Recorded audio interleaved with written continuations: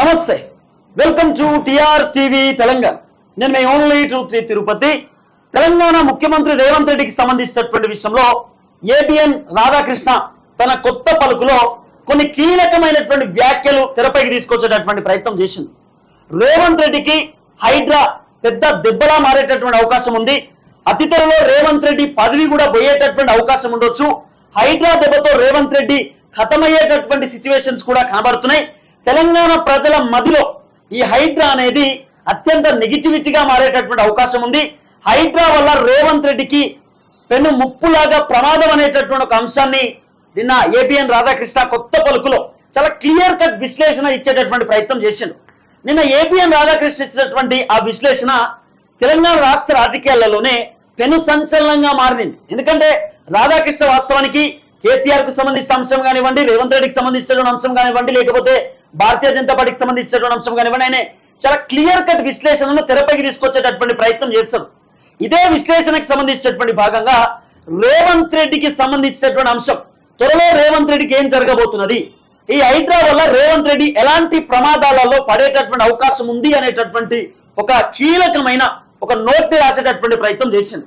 దాంట్లో రంగనాథ్కి సంబంధించినటువంటి అంశం కూడా పొందిపరిచి ఉంది. రంగనాథ్కి సంబంధించినటువంటి అంశంలో కూడా త్వరలో ఇబ్బంది అయ్యేటటువంటి అవకాశం ఉండొచ్చు. రంగనాథ్ పైన కూడా అనేకమైన ఆరోపణలు వస్తున్నాయి.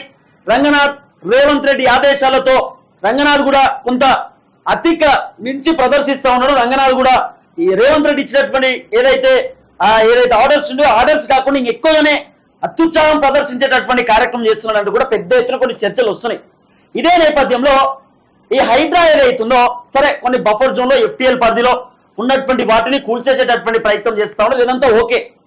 అయితే ఫస్ట్ మీరు చేయాల్సింది ఏంది, బడా నేతలు ఎవరికైతే డబ్బులు ఉండి ఆ ఎఫ్టీఎల్ పరిధిలో బఫర్ జోన్ పరిధిలో వేల కోట్ల రూపాయలు పెట్టి, వందల కోట్ల రూపాయలు పెట్టి, లక్షల రూపాయలు పెట్టి ఎవరెవరైతే ఫామ్ హౌస్లు, విల్లాలు, పెద్ద పెద్ద బిల్డింగ్లు కన్స్ట్రక్షన్ చేసుకున్నారో వాళ్ళకి సంబంధించినటువంటి అక్రమ కట్టడాలను కూల్చేసేటటువంటి కార్యక్రమాలు ముందు వీళ్ళు చేయాల్సినటువంటి అవసరం ఉంటుంది. కానీ డైరెక్ట్ వీళ్ళు బస్తీలో ఉన్నటువంటి ప్రజలను ఇబ్బంది పెట్టేటటువంటి ప్రయత్నాలు చేస్తున్నారు.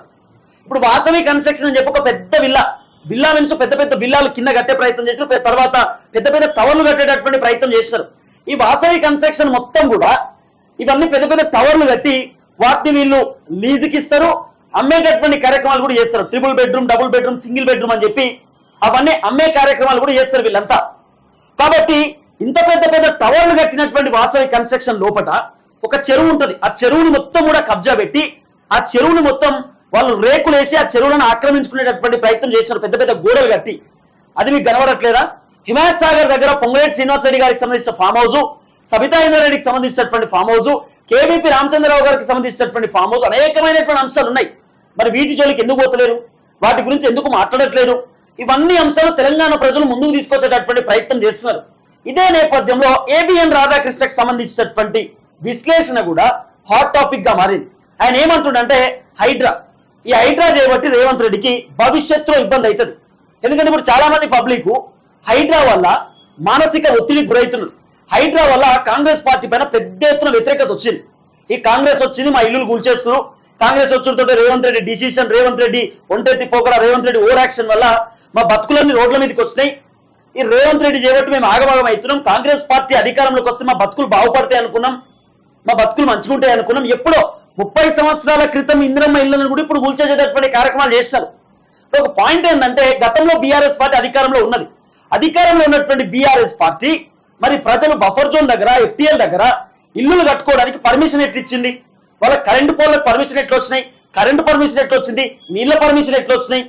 హెచ్ఎండిఏ పర్మిషన్, మున్సిపల్ పర్మిషన్, విద్యుత్ శాఖకు సంబంధించినటువంటి పర్మిషన్ ఏ విధంగా వచ్చినాయి? వాళ్ళకి ఇంటి పన్నులు కడుతున్నారు, నల్ల పన్నులు కడుతున్నారు, అన్ని కడుతున్నారు. కట్టడం పోను వచ్చి 45 గంటల పాటు వాళ్ళకి నోటీస్ ఇస్తే 45 అవర్స్ లో మీరు ఖాళీ చేయమని చెప్తే 40 అవర్స్ లోనే వచ్చి కూల్చేసేటటువంటి కార్యక్రమాలు కూడా చేస్తున్నారు. ఇవన్నీ అంశాలు తెరపైకి వచ్చిన నేపథ్యంలో రేవంత్ రెడ్డి పైన తెలంగాణ ప్రజలు పెద్ద ఎత్తున వ్యతిరేకతతో ఉన్నారు. రేవంత్ రెడ్డి పైన నెగిటివిటీతో ఉన్నారు. ఈ నెగిటివిటీ ఏమైతుందంటే బీఆర్ఎస్ పార్టీకి ఫేవర్ అవుతుంది. ఈ మధ్యకాలంలో మీరు బాగా సోషల్ మీడియాలో చూస్తుంటారు, ఇన్స్టాగ్రామ్ లో తెగ చెక్కలు కొడుతుంది కొన్ని వీడియోలు. కేసీఆర్ బాపు నువ్వు ఏడున్నావు, నువ్వు మళ్ళా రావాలి, కేసీఆర్ అన్న తొందరగా రా, మా కోసం రా అని చెప్పి కొన్ని సోషల్ మీడియాలో వీడియోలు వైరల్ అవుతున్నాయి. ఎందుకు వైరల్ అవుతున్నాయి అంటే రేవంత్ రెడ్డి వ్యతిరేకత కాస్త, రేవంత్ రెడ్డి పైన ప్రజల వ్యతిరేకత కాస్త కేసీఆర్ కు ఫేవర్ అయ్యేటటువంటి అవకాశం ఉంది. అంటే రాబోతున్నటువంటి జిహెచ్ఎంసీ ఎన్నికలలో కేసీఆర్ కు ఫేవర్ ఓట్లు పడేటటువంటి సిచ్యువేషన్స్ ఉండొచ్చు అనేది ఆర్కే ఇచ్చినటువంటి విశ్లేషణ, రాధాకృష్ణ ఇచ్చినటువంటి విశ్లేషణ. ఆ విశ్లేషణలో కీలకమైనటువంటి అంశాలు ఉన్నాయి. రేవంత్ రెడ్డి పర్ఫార్మెన్స్ ని బట్టి జిహెచ్ఎంసీ ఎలక్షన్ లో, గ్రామ పంచాయతీ ఎలక్షన్ లో రేవంత్ రెడ్డికి ఓట్లు పడేటటువంటి అవకాశం ఉండొచ్చు. ఎందుకంటే ఈ హైడ్రా వల్ల చాలా మంది ఆగమవుతారు. 45 లక్షలకు సంబంధించినటువంటి వాళ్ళు ఇల్లు కట్టుకుంటే ఆ 45 లక్షల ఇల్లు కూల్చేసి ఒక చిన్న డబుల్ బెడ్రూమ్ ఎన్నో కట్టినటువంటి డబుల్ బెడ్రూమ్ ఇచ్చే ప్రయత్నం చేస్తున్నారు. మరి ఆ డబుల్ బెడ్రూమ్ కు 45 లక్షల వర్త్ ఉంటుందా అంటే తెలియదు. 5 లక్షలు 10 లక్షలు వర్తున్నటువంటి ఇల్లును వీళ్ళు చేతిలో పెట్టేటటువంటి ప్రయత్నం చేస్తున్నారు. మళ్ళా 45 లక్షలకు సంబంధించినటువంటి ఇంటి పైన లోన్ ఉంటుంది. ఆ లోన్ ని ప్రజలే కట్టుకోవాల్సినటువంటి అవసరం ఉంటుంది. ఏది అనుమతులు ఉన్నా కూడా అనుమతులు ఉన్నటువంటి నేపథ్యంలో కోర్టులో పెండింగ్ లో ఉన్నటువంటి ఏదైతే కేసులు ఉన్నటువంటి నేపథ్యంలో స్టే ఆర్డర్ ఉన్నటువంటి ఇల్లులను కూడా నేలమట్టం చేసే ప్రయత్నం చేస్తున్నారు. కాబట్టి రాధాకృష్ణ చెప్తున్నది ఒకటి, రేవంత్ రెడ్డి పర్ఫార్మెన్స్ వల్ల రేవంత్ రెడ్డి పైన వస్తున్నటువంటి వ్యతిరేకత కేసీఆర్ కు ఫేవర్ అవుతున్నది, కేసీఆర్ కి అది పాజిటివ్ అవుతున్నది. కాబట్టి కేసీఆర్ అతి త్వరలో బయటికి రాబోతున్నాడు. కేసీఆర్ అతి త్వరలో ఒక కీలకమైనటువంటి రాజకీయ ఎత్తుగడని తెర ముందుకు తీసుకొచ్చేటటువంటి ప్రయత్నం చేయబోతుందని చెప్పి ఆర్కే చాలా క్లియర్ కట్ గా రేవంత్ రెడ్డికి ఇన్స్ట్రక్షన్ జారీ చేసే ప్రయత్నం చేస్తున్నాడు. అందుకే ఆర్కే చెప్తున్నటువంటి మాట ఒకటి, హైడ్రా దెబ్బతో రేవంత్ రెడ్డి ఖతమయ్యే అవకాశం ఉంది. ఏబిఎన్ రాధాకృష్ణ చెప్తున్నటువంటి అంశం ఇదే. హైడ్రా అనేది సృష్టించరు, హైడ్రా వల్ల ప్రజలకు మంచి జరగాలి, కానీ చాలా మంది ప్రజలకు చెడు జరుగుతున్నది.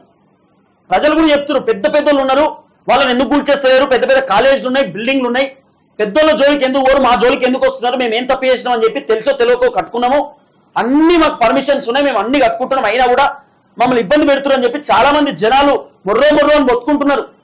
కాబట్టి ఇప్పుడు రేవంత్ రెడ్డికి ఉన్నటువంటి ఆప్షన్ ఒకటే, ఆయన 6 నెలల్లో తన పర్ఫార్మెన్స్ తను ప్రూవ్ చేసుకోవాలి. పర్ఫార్మెన్స్ ప్రూవ్ చేసుకుని ఏం లేదు. రేవంత్ రెడ్డి పైన హైడ్రా వల్ల మస్తు వ్యతిరేకత వచ్చింది.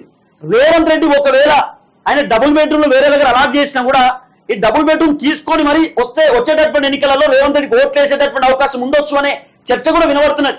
చాలా మంది అంటున్నారు ఇప్పుడు బీఆర్ఎస్ పార్టీ 10 సంవత్సరాల అధికారంలో ఉన్నది, వాస్తవానికి ప్రజలను ఇబ్బంది పెట్టింది బీఆర్ఎస్ పార్టీ, ప్రజలు నానా రకాలుగా తిప్పలు పెట్టినారు, కానీ మా ఇళ్ల జోలికి రాలే బీఆర్ఎస్, మా ఇళ్ల జోలికి వచ్చి మా ఇళ్లను ఇబ్బంది పెట్టేటటువంటి కార్యక్రమం చేయలేదు. కొన్ని చేసిరు, అక్కడక్కడనే ఆపేసిరు ప్రజలు ఇబ్బంది పడుతున్నారు అని చెప్పి, కానీ మా దగ్గరికి బీఆర్ఎస్ వాళ్ళు రాలేదు, మమ్మల్ని ఇబ్బంది పెట్టలేదు, ఇంకా వేరే కట్టించే ప్రయత్నం చేసిరు తప్ప మమ్మల్ని గోసముచ్చుకోలేదని చెప్పి చాలా మంది పబ్లిక్ ఇప్పుడు బీఆర్ఎస్ పార్టీకి ఫేవర్ గా మారారు. మొన్న తెలంగాణ భవన్ కి కూడా చాలా మంది హైడ్రాకి సంబంధించిన బాధితులు పోయినారు. ఇక్కడే అర్థమవుతుంది అసలు కథ. రేవంత్ రెడ్డి పైన వస్తున్నటువంటి వ్యతిరేకత ఓన్లీ రేవంత్ పైనే కాదు, ఇప్పుడు కాంగ్రెస్ పార్టీ మొత్తం పైన వ్యతిరేకత ఉన్నది. రేవంత్ రెడ్డి పైన వ్యతిరేకత ఉందంటే కాంగ్రెస్ ప్రభుత్వం పైన వ్యతిరేకత ఉన్నట్టే లెక్క. కాబట్టి ఈ హైడ్రా అనేటటువంటి దెబ్బ పెద్ద ఎత్తున రేవంత్ రెడ్డికి ఇబ్బంది అయ్యేటటువంటి అవకాశంగా మారింది. కాబట్టి రేవంత్ రెడ్డి ఏ టైంలో అయినా ఆయన పదవి ఓడిపోవచ్చు, రేవంత్ రెడ్డి దుకాణం బంద్ కావచ్చు, ఇక రేవంత్ రెడ్డి ప్లేస్ లోకి ఇంకో వ్యక్తి ముఖ్యమంత్రిగా కావచ్చు అనేటటువంటి ఒక చర్చ కూడా వినబడుతున్నది. ఆర్కే విశ్లేషణ మాత్రం ఖచ్చితంగా భవిష్యత్తులో రేవంత్ రెడ్డికి ఇబ్బంది కావచ్చు, ముఖ్యమంత్రి పదవికి ఎదురు దెబ్బ తలగొచ్చు అనేటటువంటి అంశంతోనే ఆర్కే చెప్పేటటువంటి ప్రయత్నం చేస్తున్నారు. చూద్దాం ఏం జరగబోతుందో.